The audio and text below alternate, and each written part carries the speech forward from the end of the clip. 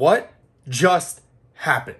This was probably the craziest game in my life as a Mets fan. Javy Baez comes around, winning run to turn the thumbs down to thumbs up in front of the Citi Field faithful. Faithful might be a bit of a loose term, so let's rewind. Let's talk about this game and explain how this all happened. After Sunday's win, Javy Baez said that he and Francisco Lindor were giving a thumbs down to each other, essentially booing the fans that are booing them when they don't perform. They were off Monday, which only let this story marinate further, but they resumed the game that was delayed back in April with the Miami Marlins this afternoon. And we all knew what was going to happen. The Mets fans really let this team hear it for the first 8 innings. In the 5th inning, Pete Alonso struck out with the bases loaded, and the fans let the team hear it. The very next half inning, in the top of the 6th with 2 outs, Jesus Aguilar hits a little blooper to right field. Conforto charging in, McNeil diving, can't make the play. He's banged up on the play. 2 runs come home to score, and the Mets fans have had just about enough. McNeil would be okay and remain in the game. That was until the 8th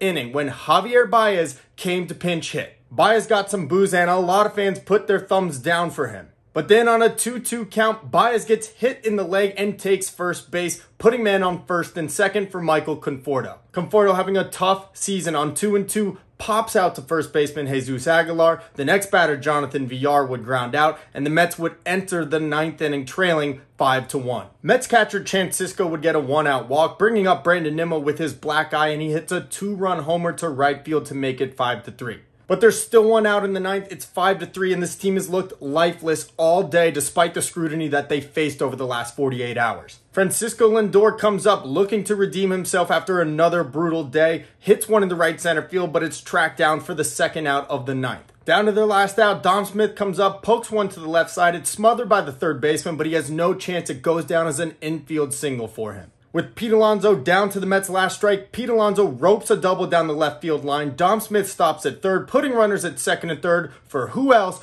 but Javy Baez. With a 1-1 count, Baez chops one to the left side of the infield. The shortstop's able to stop it and make a throw, but has no chance. Dom Smith comes home to score, and Pete Alonso moves to 3rd. The Mets are still alive. So with the score now 5-4, the Mets need a base hit to tie the game, but coming up to the plate is Michael Conforto, who showed about as much frustration as I have ever seen him do in his career last at-bat. On the first pitch of the at-bat, Michael Conforto slashes one into left field past the 3rd baseman. Alonso comes home to score. The game is tied. Baez is rounding 2nd, heading to 3rd. The camera shows left fielder Jorge Alfaro bobble the ball. Baez takes notice. He chugs around 3rd base. It's going to be a bang-bang play. He slides. The catcher can't hold on to the ball, and the Mets win the ball game 6-5. In the matter of 1 inning, Javy Baez and the Mets turn their fans' thumbs down to 2 thumbs up.